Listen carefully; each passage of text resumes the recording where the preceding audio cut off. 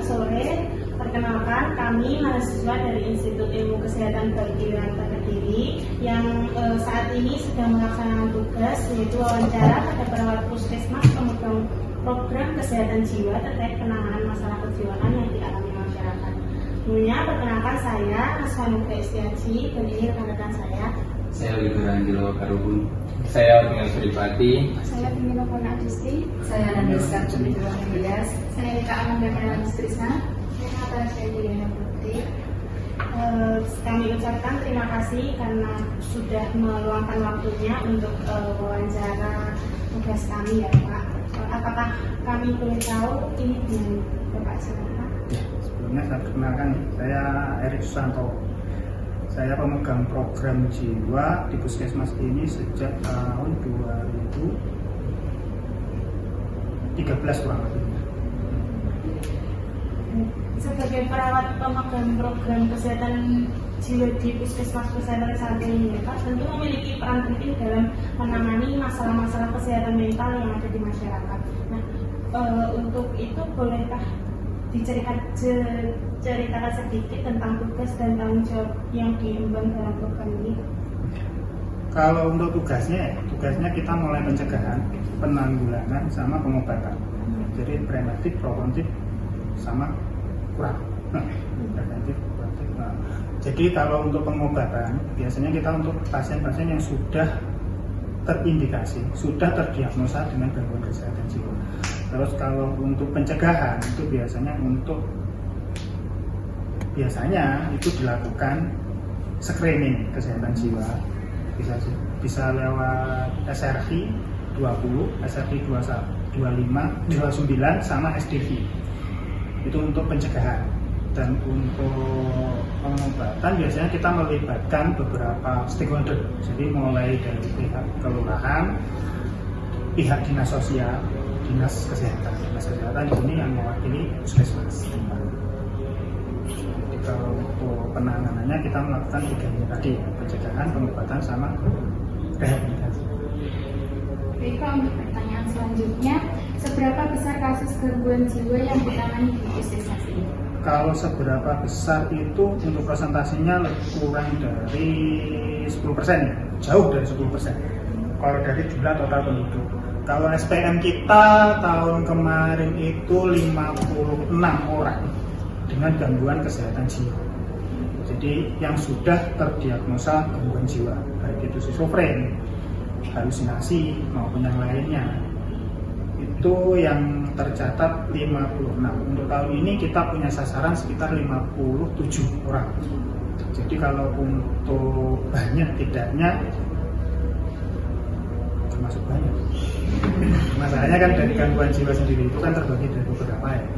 Jadi gangguan jiwa itu dibagi dari 2, ODMK sama ODGJ. Kalau ODGJ orang yang sudah benar-benar terdiagnosa gangguan jiwa.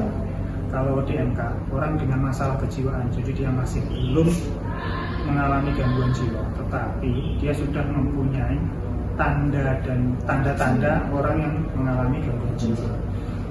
Kalau ODMK sasaran kita banyak, lebih dari 1.000 ya dari total penduduk kan kalau penduduknya.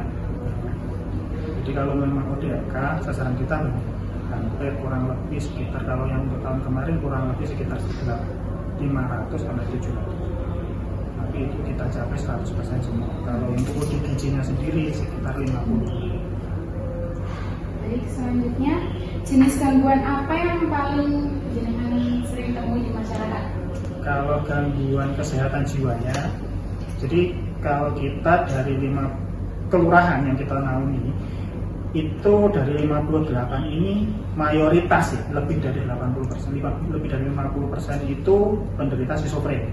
Jadi dia schizofren. Untuk yang lainnya rata-rata itu halusinasi, entah itu halusinasi pendengaran, halusinasi, tapi kebanyakan yang banyak itu halusinasinya pendengaran, hampir semuanya pendengaran.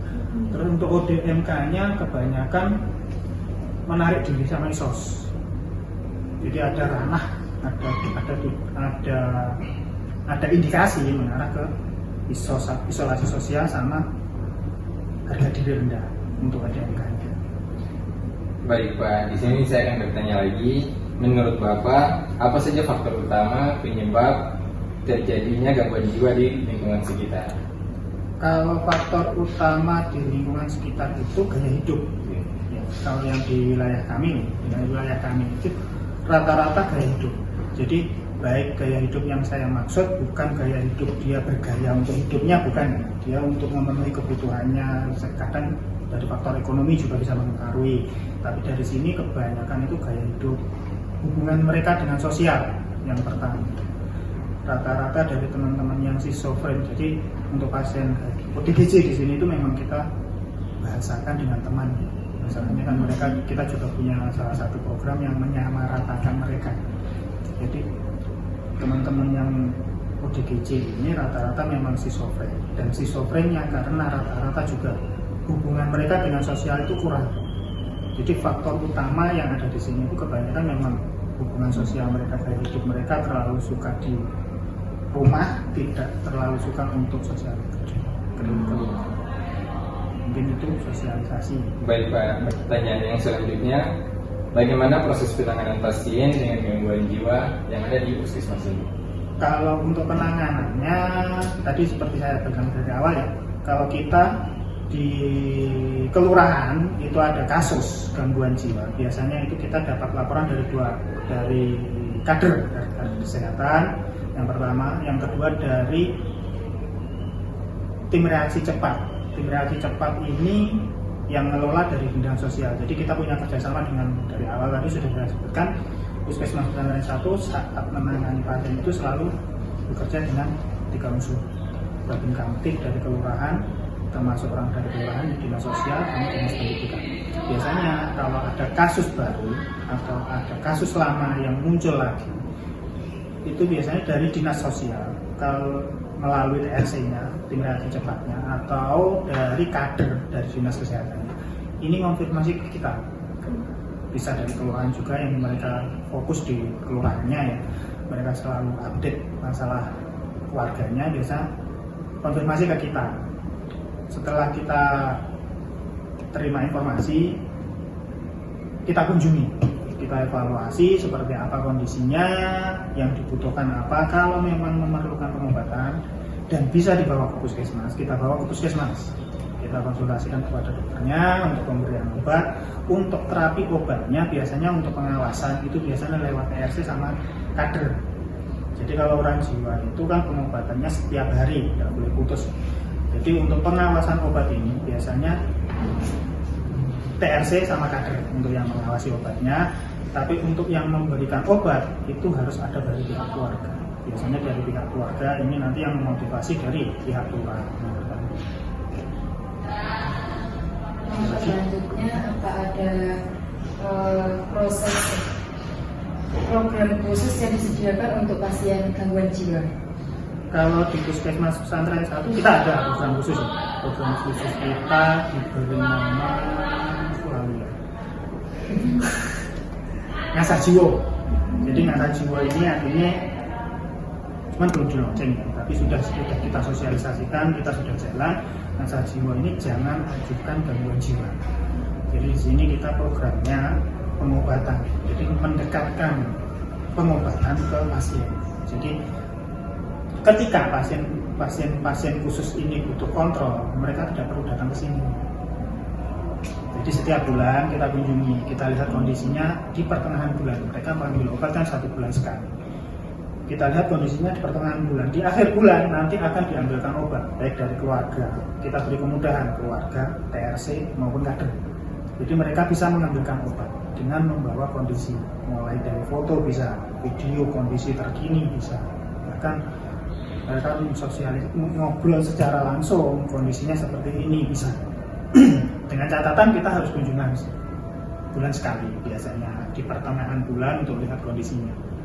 Masalahnya kalau orang dalam tanda petik ini, teman-teman kita yang gangguan jiwa ini kalau disuruh berobat ke rumah sakit ke puskesmas, kemungkinan terbesar mereka jenuh. Ketika jenuh itu muncul, yang ada mereka nganuk. Jadi kalau program khusus kita itu lagi Ngasah Jiwa.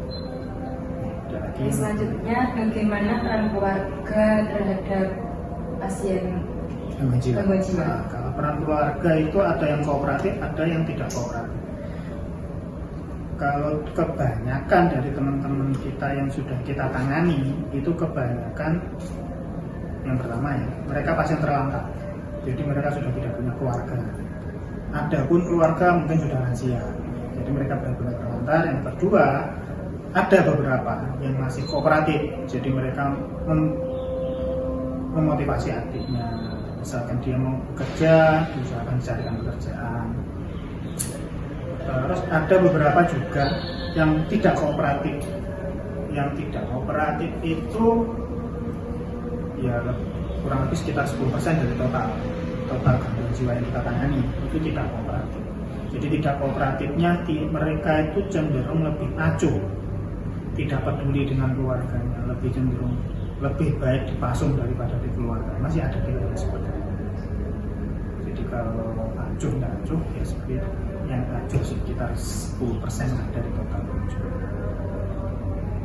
lagi. Kemudian, apakah puskesmas juga melakukan kunjungan rumah di pasien dengan gangguan jiwa berat? Kalau untuk kunjungan rumah sudah dikatakan tadi ya, kita kunjungan rumah itu untuk pasien yang kita obati itu jadi untuk gangguan berat itu minimal 1 bulan itu sekali, itu pertengahan bulan. Untuk yang ODMK itu biasanya kan yang dengan masalah kejiwaan itu lebih cenderung kita kunjungi di saat mereka ada keluhan. Jadi kita dapat informasi salah satu ODMK kita ada keluhan, kita kunjungi. Tapi kalau mereka tidak ada keluhan, kita jadwal mereka kunjung ke sini. Tapi kalau untuk ODGJ berat, kurang lebih 2 minggu sekali lah kita kunjungi untuk satu pasien. Ada lagi yang ditanyakan? Apa kendala terbesar yang dihadapi dalam menangani pasien dengan gangguan jiwa, entah mungkin dari puskesmas ataupun dari Bapak sendiri? Kalau seperti sama seperti tahun kemarin ya, kalau untuk masalah kendala itu kita ada 2 kendala. Berhubung kita institusi pemerintah ya, untuk obat-obatan kita disuplai dari pemerintah. Jadi untuk obat-obatan kita cenderung sering terlambat, sering kehabisan. Jadi itu yang merupakan kendala yang pertama. Untuk yang kendala kedua itu biasanya kurang kooperatifnya dari anggota keluarga. Jadi ketika kita datang, kadang anggota keluarga itu justru cuma inginnya tetap diobati, tapi tidak mau istilahnya memberi motivasi, menerima mereka dengan kondisinya, mengajak komunikasi lah atau gimana kita aja ada yang mau. Jadi kurang kooperatif lah keluarga kebanyakan. Untuk kendalanya sementara dari obat sama keluarga yang kurang kooperatif. Nah, berikutnya bagaimana cara agar masyarakat lebih peduli terhadap gangguan jiwa? Sampai saat ini kita masih bingung caranya gimana. Ya, sampai sekarang kita memang masih bingung. Masalahnya image di masyarakat, orang dengan gangguan jiwa itu aib. Sama halnya dengan orang dengan penderita HIV, itu juga.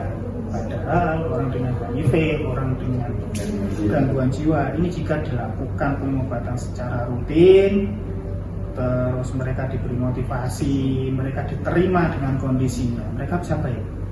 Bahkan kemarin kita punya salah satu ya maaf saya kasih contoh aja ya, salah satu teman kami dia punya riwayat mutilasi istrinya sendiri jadi 3. Pengobatan dengan saya kurang lebih 3 tahun. Kooperatif, enak diajak komunikasi, sudah mau bekerja, pengobatan rutin. Ketika dia minum obat pun habis dia kesini, mas saya pusing, saya butuh obat yang ini. Tetapi support dari keluarga kurang, acuh, akhirnya kambuh lagi. Pengawasan untuk minum obat juga kurang. Apa yang dia butuhkan dia tidak dihargai sebagai orang pada umumnya, dia masih dikucilkan dengan tanda petik ODGJ. Padahal warga sekitar juga seperti itu. Jadi kan support dari keluarga, terutama support dari wilayah lingkungan itu sangat berpengaruh sebenarnya selain itu. Jadi saya rasa kasihan mereka kalau seperti itu.